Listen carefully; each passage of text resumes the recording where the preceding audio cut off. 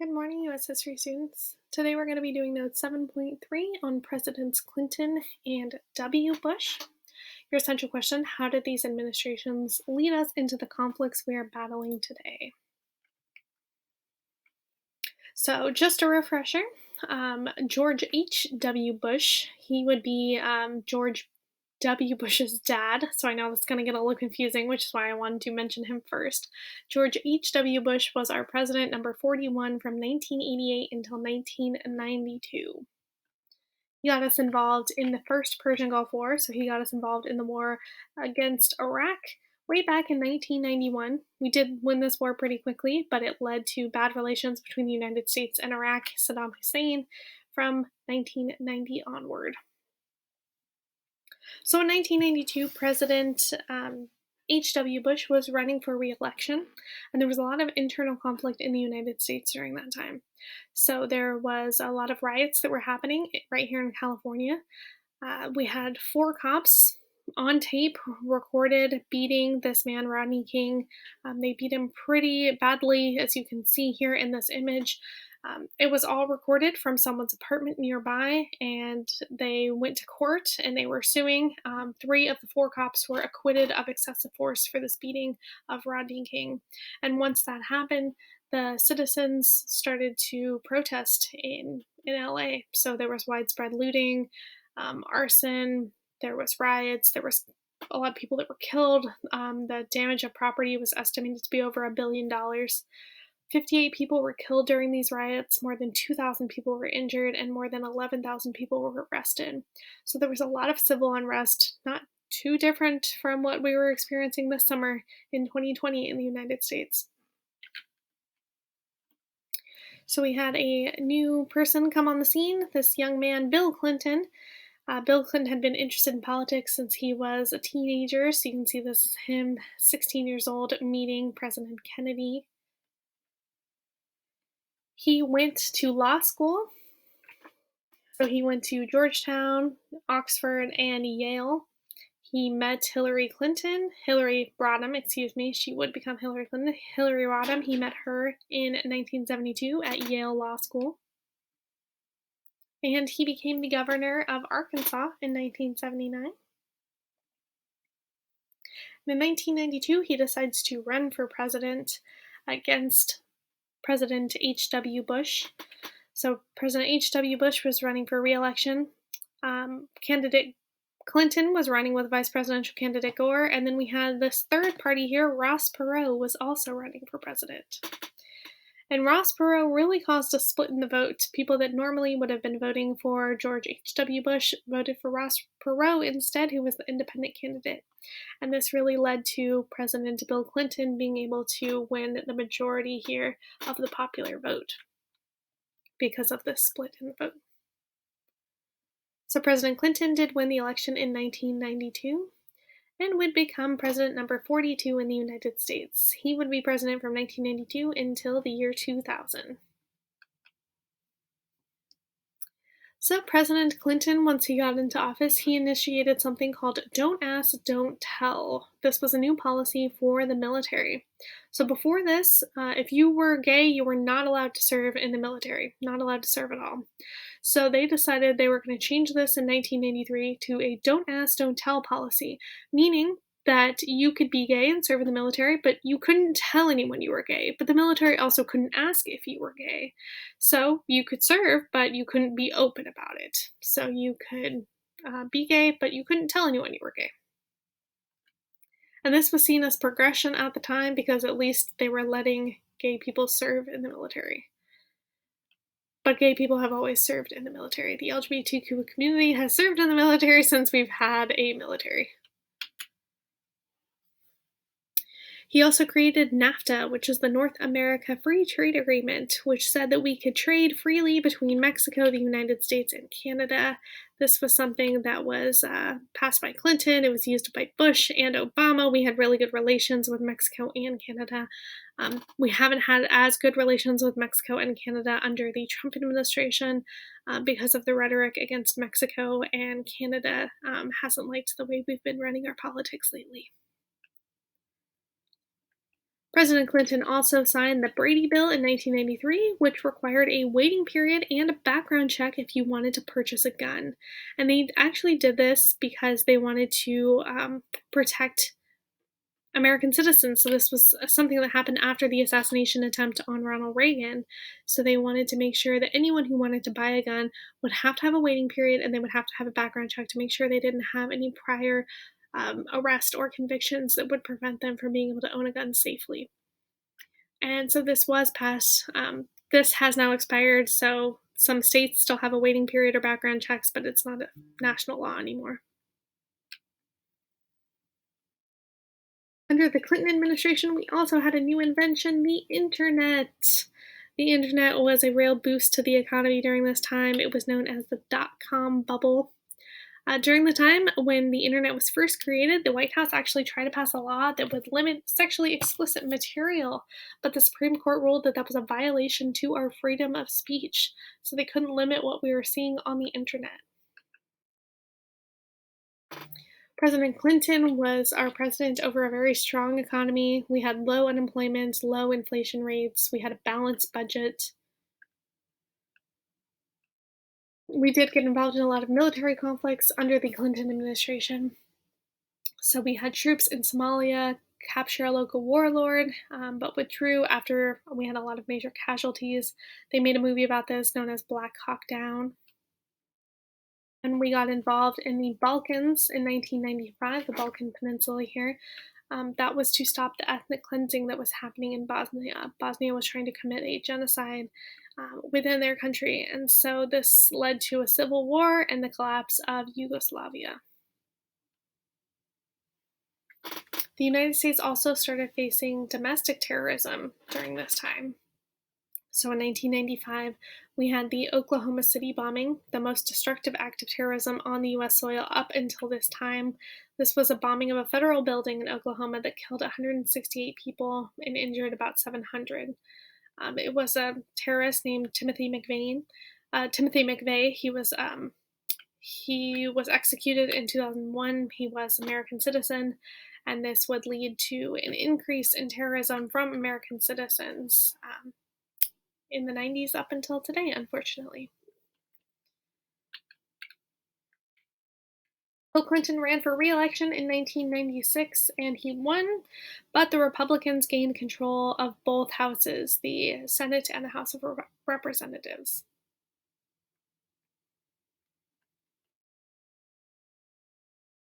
So President Clinton started getting involved in some scandals after his re-election in 1996. So Paula Jones accused him of sexual harassment. She worked for him while he was the governor of Arkansas, and she said that she believed that he was sexually harassing her when they worked together back in the 80s, and so she was suing him for that. And then while they were doing that investigation, information emerged suggesting that President Clinton was having an affair, an improper relationship with his intern Monica Lewinsky, who worked at the White House. So when they were investigating this affair, he lied about it. He lied under oath and said that he did not have an affair with this woman here, Monica Lewinsky, when it turns out that he actually did have an affair with her.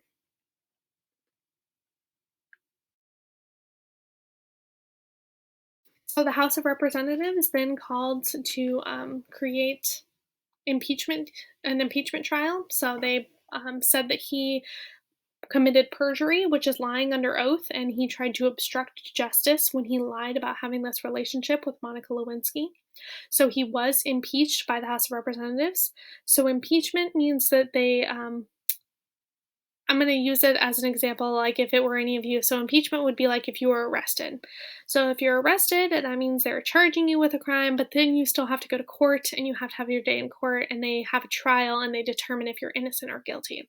So impeachment is the same thing. Impeachment is like saying that we think that you did this crime, so we're going to go ahead and have a trial. So the impeachment is approving the record saying that we're going to have this trial, and it happens in the House of Representatives, and then the trial actually goes over to the Senate, and then the Senate determines whether you are innocent or guilty. So just like a courtroom, a court would then determine if you're innocent or guilty, the Senate does that. So he was impeached, and then it went to the Senate in 1999, and the Senate acquitted him. The Senate said that no, he should not be removed from office as president because he lied under oath. Yes, that was bad, and he shouldn't have lied under oath, but he shouldn't be removed from office for lying about an affair. So he was only the second US president to ever be impeached. President Johnson had been impeached in 1868, so it had been well over 100 years since the last impeachment, and neither president was removed from office. President Clinton was able to fill 2 Supreme Court vacancies during his time as president. He confirmed Ruth Bader Ginsburg. She became the second woman to ever serve on the Supreme Court. He also nominated Judge Stephen Breyer. And in 2000, we would have a new president, George W. Bush. This would be George H.W. Bush's son, who would now go on to be president from 2000 until 2008. So the 2000 election was a very strange election. President Bush was running against Al Gore. Al Gore had served as Clinton's vice president for the last 8 years. So the economy had prospered, the economy was doing very well, the government had a budget surplus, they had extra money. Al Gore was running with Senator Joe Lieberman as his vice presidential candidate. The Republicans, we had George W. Bush with his running mate Dick Cheney. Dick Cheney was from Wyoming, and Bush was the former governor of Texas, and of course the son of President H.W. Bush.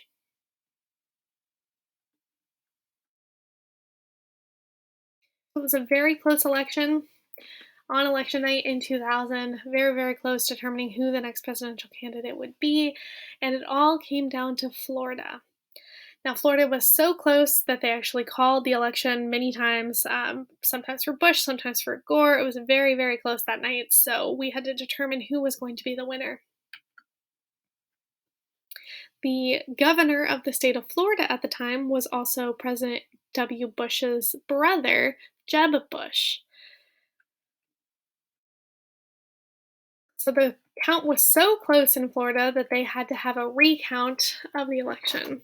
The Florida recount gave President Bush 300 more votes than Gore, but the Democrats questioned the Florida ballots. So thousands of ballots had actually gone uncounted and were rejected by the machines. Now they had these ballots, they looked like this back in 2000 in the state of Florida. And so they would have to put them in and they would have to punch out the person that they wanted to be president. So they would have to go through and they would have to punch it all the way out. But sometimes, like when you're hole punching a paper, you know how the little circle doesn't always come all the way out? Well, that happened with the ballots too. So these little papers that were still hanging on, they became known as hanging chads or swinging chads. These little pieces of paper that actually didn't go all the way through, they didn't count the votes properly. So the Democrats wanted a hand recount of all these ballots instead of sticking all these ballots in a machine and having it read through when some of them obviously were not being counted correctly because of the way that the hanging chads were on there. They wanted to have a hand recount, but the Republicans opposed a hand recount. They said that humans would make errors and individuals would judge things differently, so they wanted just the machines to count them. So they both filed lawsuits, and it went up to the Supreme Court. So the Supreme Court voted that a recount was unconstitutional. So the Supreme Court really decided this election. A recount could have swayed the election in favor of Gore, but because they voted not to have a recount, then Bush became the president. So President candidate Gore conceded, and then Bush became the president despite having received less popular votes than his opponent. President Bush would become another one of those presidents who would get less popular votes and yet still go on to become the president. President Bush became president in 2000 and the economy began to slow down. Things were not going as well. 2001, excuse me. He pushed tax cuts to fulfill campaign promises, and the economy really didn't improve. It went into a recession, so we had this dot-com bubble. All these tech companies that were doing so well when the internet first came out were now not doing as well.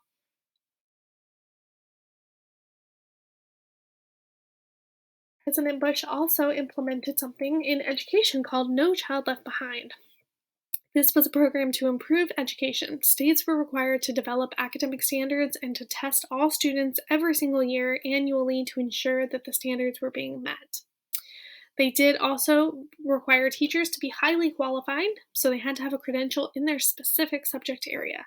So that was one beneficial thing from No Child Left Behind, is that the teachers had to have credentials in their area, meaning like I'm teaching you history right now, I have a credential in social science, so I can only teach social science classes. They can't just take me and put me into a math classroom and say, hey, you're going to teach statistics now. Well, I wouldn't be as great doing that because I don't have a credential in it. So they make sure that the teachers have a credential in their specific subject area.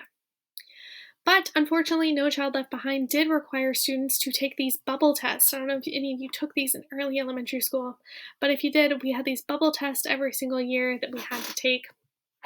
And they didn't really prove that the students knew what they were doing, and also led to increases in English and math, just making sure that they were taking those classes and they were cutting a lot of the extracurriculars like the arts, PE, things like that. President Bush also expanded Medicare in 2003. He wanted to help Medicare recipients pay for prescription medications. And then he also helped out religious organizations so they had greater access to federal funding.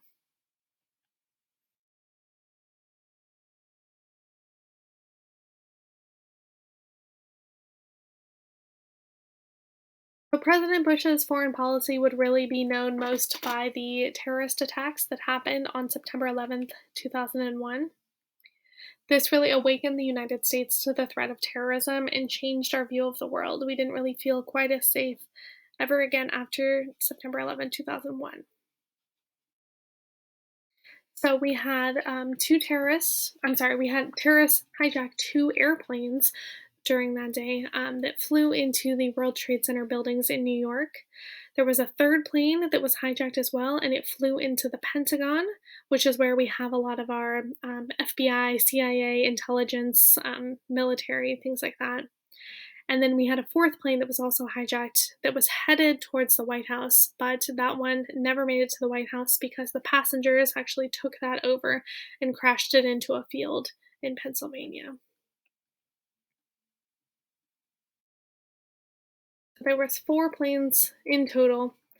The two most destructive were the ones that crashed into the Twin Towers. These were the World Trade Center buildings in New York. They crashed into the buildings, middle, upper portion of the buildings, and they immediately had fires in the buildings because these were full planes that were flying from the East Coast to the West Coast. They were full of gasoline to power these planes. And these fires really caused the buildings to weaken, and eventually these buildings did collapse on themselves. The American citizens were able to watch this live on TV as the events unfolded. People were very sad. They were scared. They were angry. You can ask anyone who was probably over the age of 7 at the time where they were on September 11th, 2011 when they heard the news, and they will be able to tell you exactly where they were. Many admired Rudy Giuliani, who was the mayor of New York at the time, and the firefighters, the police officers of the city of New York. Americans started donating money, donating blood, helping out any victims.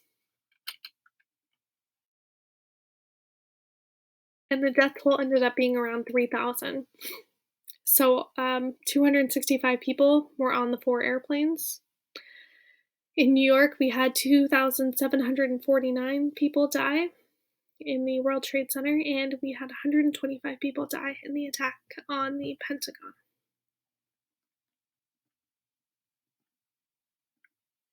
Now, the person who took credit for this attack was this man here, Osama bin Laden. He was from Saudi Arabia. He wanted to start a worldwide Islamic revolution.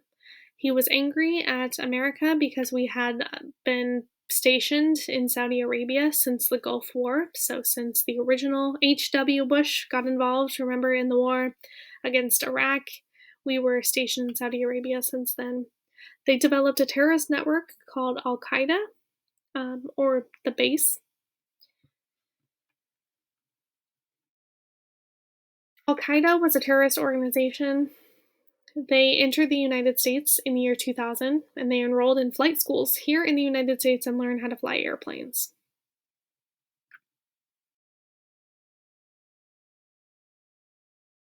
There was a terrorist organization in Afghanistan called the Taliban. They had a close relationship with Osama bin Laden, and President Bush demanded that the Taliban seize bin Laden and give bin Laden to the United States. But the Taliban refused to do so. So on October 7, 2001, the United States and England started to attack the Taliban in Afghanistan. So that led us from 2001 into the war in Afghanistan that we are still currently in today. So the Taliban was defeated by early December, but bin Laden avoided being captured into 2011. 2011, when President Obama was in office, that's when they were able to finally capture Osama bin Laden, so 10 years later.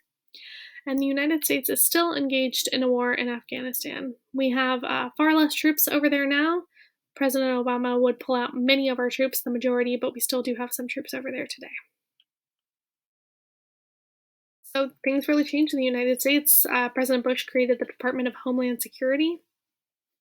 We now have this guiding system here, the risk of a terrorist attack. So we always have some sort of level of where we're at. After 9/11, there was more terrorism happening. We had anthrax poisoning, so people were sending poison through the mail. It was like a white powder that would cause people to die.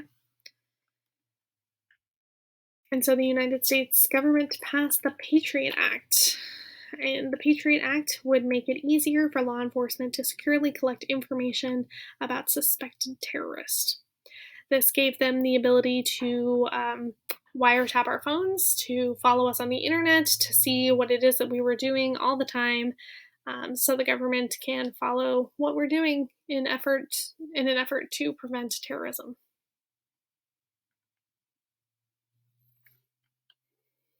Bush also declared a war on Iraq. So he said that Iraq was to destroy its weapons of mass destruction, but Saddam Hussein said that they didn't have weapons of mass destruction. But remember, Saddam Hussein was an enemy of George Bush's dad from 1990, so there was still a conflict there between those families. President W. Bush insisted that Iraq had failed to account for the weapons that they had had since the Persian Gulf War, and President W. Bush insisted that Iraq was a threat, and he invaded Iraq in March of 2003. Dick Cheney also had a conflict of interest because Dick Cheney, the vice president to W. Bush, he owned a company called Halliburton, which actually profited off of going to war. So his company made $39.5 billion on the Iraq War. So within a month of the Iraq War, Saddam Hussein's regime fell. Saddam Hussein was captured that year. American forces remained in Iraq to help keep order and train a new Iraqi security force. But unfortunately, terrorists still continued to take a toll on the American soldiers and the Iraqi citizens. And although we went to Iraq because we said that they had these weapons of mass destruction, there were no weapons of mass destruction ever actually found. Meanwhile, in the United States, we were dealing with conflicts as well. So we had Hurricane Katrina, one of the worst hurricanes to ever hit the United States, happened in this time period as well. More than 1,000 people died during this hurricane, and hundreds of thousands lost their homes, lost their livelihoods. President Bush took much criticism for his slow reaction to the crisis.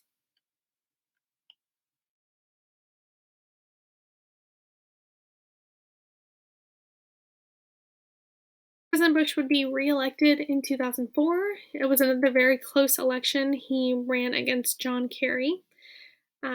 President Bush announced his plans to change Social Security, and he had intended to privatize Social Security, but that didn't end up happening. President Bush was also able to fill two Supreme Court vacancies, one of those being the Chief Justice, John Roberts, and then another conservative justice, Samuel Alito, to replace Sandra Day O'Connor. All right, and that is the end of our notes for today. So don't forget to write a summary, a couple sentences about what you learned.